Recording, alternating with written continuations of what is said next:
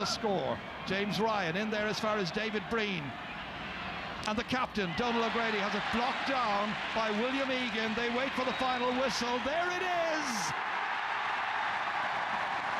Cork are the champions of Munster hurling after a gap of 8 years. Victory on their own patch. Victory for JBM and his squad. Celebrating Shonny McGrath there, so many more. Silverware at last after a long, barren period for the fans. Limerick must head for the quarterfinals, and at least they're in the last 6. The managers shake hands, TJ Ryan and JBM, two gentlemen of the sport. The fans come in and have their celebration. They've been part of the history of this ground today, where Cork have won the Munster title. Final score, Cork 2-24, Limerick 24 points. Well, I suppose from a personal point of view for the players themselves, it was very, very important. I mean, losing the 2 finals last year was a bitter blow, and you know, they took it on the chin and worked very hard this year. Our league campaign wasn't great, but after that pretty slow start against Waterford first day, we've really picked it up, and I think great credit due to them for bouncing back so well. To win matches, you have to take every single chance that comes your way. Maybe Cork were maybe a little bit slicker in front of goals. You know what I'm saying? They took the goal chances very well. We probably had 2 major turnovers there in the second half, which were critical points in the game. I thought we were hanging in there very well. But look, I said on the day, look, I think Cork, I said, trying to beat them down here is very, very difficult. You know what I'm saying? Just proved to be that in the day. And look, in fairness, our fellas, look, no fault to them. They gave it everything. An ideal way to say goodbye to the old lady. Yeah, it's great. It's a great day for all Cork people. It doesn't really worry me about the stadium that much, to be honest with you. Once we won the Munster title, that's all I'm worried about. Congratulations. Thank you very much. Yeah, it's great for them, and the scenes in the Cork dressing room, Donal. 8 years. You've been part of that. Yeah, there's great days. I think they're. You can see the joy in everybody's face. They're days, no matter what you go on to do with the rest of your life. They're days you'll remember forever. And it's great to see Cork played in 3 finals last year, and they never came away and had that joy of winning and that satisfaction of winning. So, in a way, those lads will enjoy that even more. Deserved to win for them, Eddie? Yeah, you'd have to say they were the better team. I think TJ Ryan, you know, said the word slicker there, and I'd say when it came to being in front of the goals, they were that little bit slicker. Limerick, you know, gave it all as you expect from Limerick, and just, you know, at the start of the match, those couple of wides maybe went against them as the match wore on, and when 2 goal chances came Cork's way, they converted them, and that was ultimately the difference. Let's look at that early start, because Limerick could have had a significant lead in the first 15 minutes, couldn't they? Yeah, they did. They threatened to take over the match, really, and you'd have to say that you know, a couple of chances that went to begging, and this one was the first free for Shane Down. You'd say for a free taker, they'd probably like to get an easy one first, and that wasn't easy. Now, he had the range, just not the accuracy, and he missed another one just after that again. And you could just see Limerick were up for it, but just obviously a little bit nervous. Donal O'Grady, who had a very good match all through, you know, another miss earlier on, and those ones tend to settle you down a little bit more. But you'd have to say that the Cork backs were working quite hard, and you know, at that stage, as I said already, Limerick threatened to take over the match, but Cork ultimately, you know, just had to weather that storm. And you'd say that maybe for all their hurling, they probably didn't reflect how good they were in the opening 15 minutes. They could have been a little bit more in front, but Cork, to be fair to them, stuck with them. Yeah, that's credit to the defence. And Shane O'Neill had a couple of great moments. There's a lot of great blocking there as well, wasn't there? Yeah, it is. Like Eddie said, at the start of the game, Limerick appeared to be on top, and there was a very direct strategy from Limerick to let the ball into their own full forward line and the Cork full back line directly. Here you see Donal O'Grady.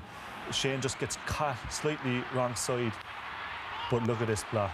Absolutely fantastic to have the composure, the skill, not to mention the bravery to make that block. And that was at a critical time, because in the first half you felt if there was a team going to get a goal that they could run away with it. Here in the second half, you see Paul Brown coming through. Again, Shane makes a good block.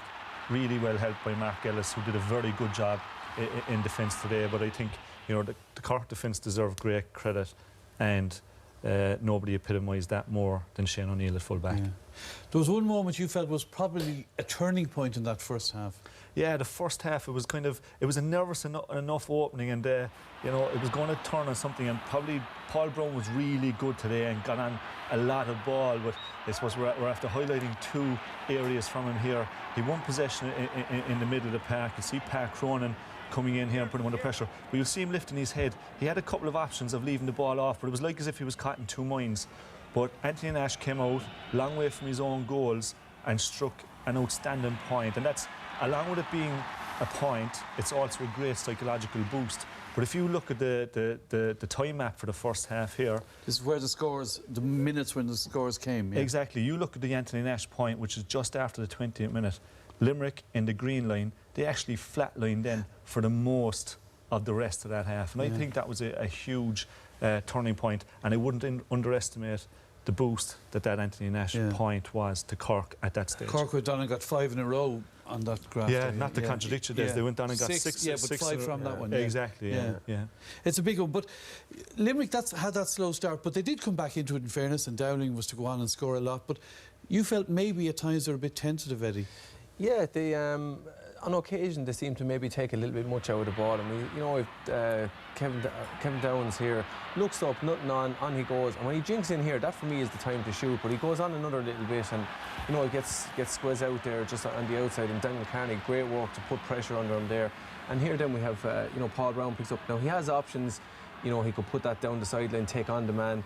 Shane Dowling on the edge of the square. You know, there's plenty of space in front of him to put that across. And instead, he goes for the score. And just on the back foot, it's hard to do when you're going on the back foot away. And again, there's pressure from the Cork defender there. And you just think that on occasion, I think Limerick took a couple of just bad options. You know, I think they took a little bit much out of the ball. And just on occasion, I suppose the nerves of the occasion probably got to them as well a little bit. You know, they were Munster champions, and I'm sure that was the thing that they wanted to really hold on to that. And they knew they were up against it going into play. They're still very much in it, of course, in the quarter-final.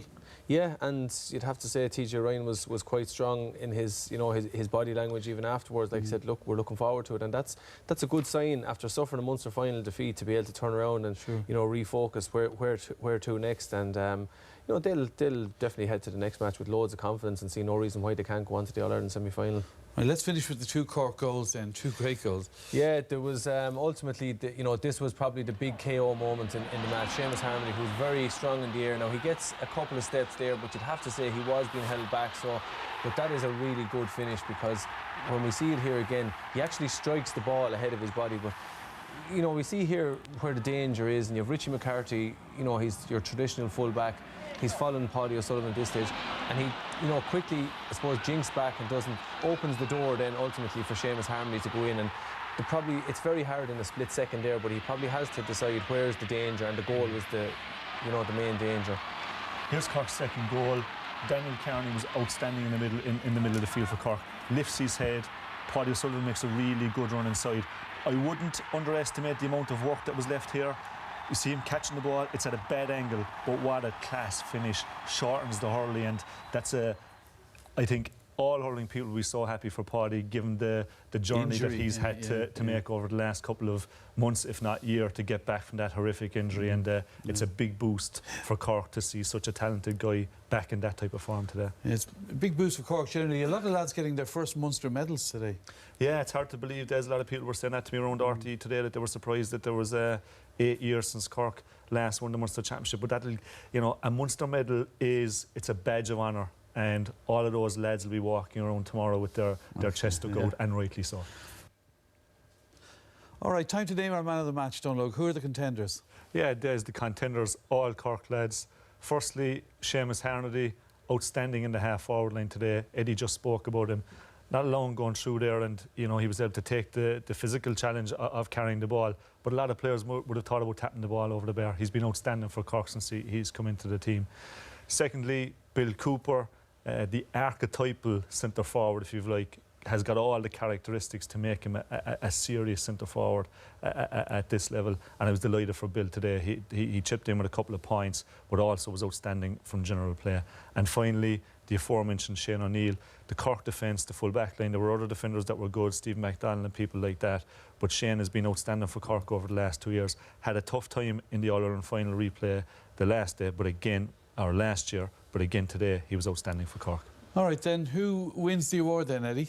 Yeah, we went for Seamus Harnedy. An outstanding match again today. When the match was there to be won at a pivotal moment, you know, he delivered. He scored 1-2 on the back of a couple of wides, which shows the confidence this man has. But definitely one of the key forwards for Cork, has been last year, and very important for them. All right, then, big cheers down in St. Eatus. Let's hear from Seamus then.